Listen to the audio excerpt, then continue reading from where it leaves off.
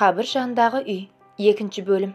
Ауылға келген Болат әпкемді көремін деген арманы орындалмады. Әпкесі бірнеше жыл бұрын басқа жаққа көшіп кеткен. Пәтерден пәтер ауыстырып жүріп, одан қыстың суығында базарды сыпырып тазалайтын әпкесіне суық тиіп өкпесі қабынған еді. Қу тіршілік, бала шағаның қамы, бауырына деген сағыныштан іш құса болған әйел емделуге уақыт таппай, соңы айықпас дертке әкеліп, соңғы күндерін ауруханада өткізді. Туберкулездің жұғатын түрін жұқтырған. Балаларына да жұқты. Бірақ енді басталып жатқан жұқпалы аурудан балалары сауыққан еді. Әпкесінің құшағын емес, қара жердің топырағын құшқан Болат өксігін баса алар емес. Осынша жыл сарғая күткен әпкесін жоғалтып алғаны жанына батып барады. Бекер кеттім. Әттең, мені балалар үйіне апармағанда тірі болар едің, әпкетайым. Енді мені кім құшағына алады? Өзін кінәлі санаған Болат ашу-ызадан жерді жұдырығымен ұра берді. Болаттың келгенін естіген жездесі ізім қайым жоғалды. Қорыққан болар. Ауыл тұрғындарын құлағына әңгіме тез тарайтыны айтпаса да белгілі. Ауылда бір ай тұрған Болат естеліктер түскен сайын қиналды.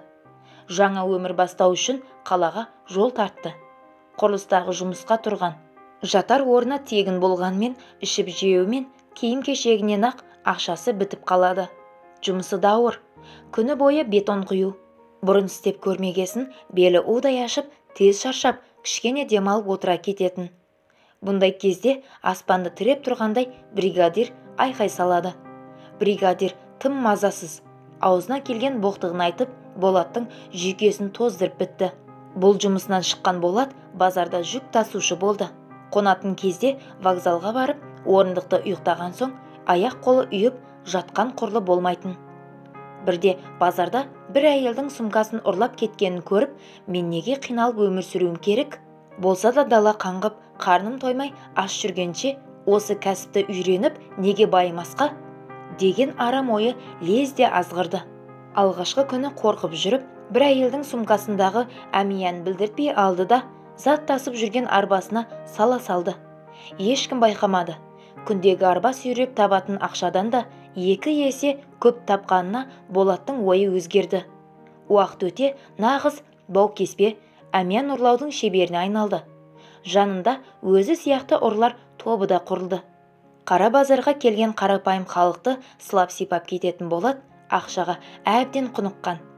Әр тиынын есептеп, маңдай терімен тапқан ақшасынан айырылған әйелдер зар жылап қарғыстарын айтып кете берді. Я, бабаларымыз себепсізден себепсіз әрбір асыл сөзді мұра етпегені бәрімізге таныс жағдай. Қарғыс алма, алғыс ал. Мақалын жоққа шығарғыңыз келсе де, сүт бетіне шығатын қаймақ секілді көрінетін қайтерсіз. Қалталары майланған Болат және оның достары ауқымды жоба ойластыра бастады. Ауқымды жобалары үлкен сауда орталықтары, дүкендер. Сырттарынан біраздан бері бақылап жүрген заңды органдар қылмыс үстінде ұстап, біраз жылға қамауға алынды.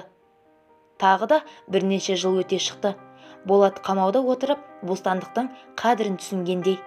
Енді қылмыс жасамауға өзін іштей көндіріп, отбасы құруды ойлады. Түрмеде медбике боп жұмыс жасайтын Сара есімді аруды алғаш көргенде ұнатып қалды. Сараны ол жердегі еркек атаулылардың бәрі ұнатады. Жүзі жылы, әдемі күлкісі, өзіне жарасымды қыз 1 жыл бұрын жұмысқа келген еді. Сараны көру үшін қылмысын өтеп жатқандар жиі ауырып қалатын. Солардың қатарында Болат та бар. Қасында күзетшілер болғандықтан Сараға артық сөз айта алмай, аз уақыт болса да қыздан көз алмай отыратын Болатты Сара да ұнатты. Ғашық болған жігіт тағы да өтірік ауырып, Сараға жазған хатын тығып ала шықты. Медпунктке барғанда ғашығын көріп, тағы есінен ауғандай тесіле қарап тұр. Сол отырған жеріне хатты тастап кетті. Онан кейін тағы күндер өте берді. Уайымнан Болаттың ұйқысы қашты. Сансыз сұрақтар: ол хатты оқыды ма? Әлде оқымай жырта салған шығар? Арада 1 ай өткенде тағы ауырдым деп Болат Сараның жүзін көру үшін медпунктке келді. Сол күн Болаттың естен кетпес бақытты күні еді. Сара күзетшіні сыртқа шығарып жіберіп, Тіліңдей қағазды Болаттың кісендеулі қолына ұстатты.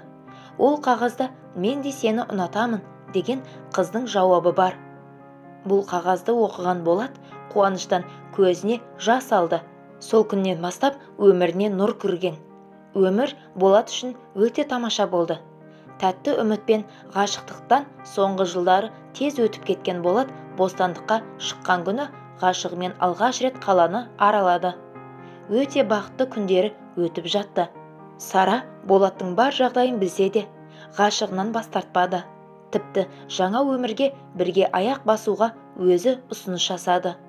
Жалғасы келесі бөлімде. Тыңдағандарыңызға рахмет. Төменге өз ойларыңызбен бөлісе кетіңіздер.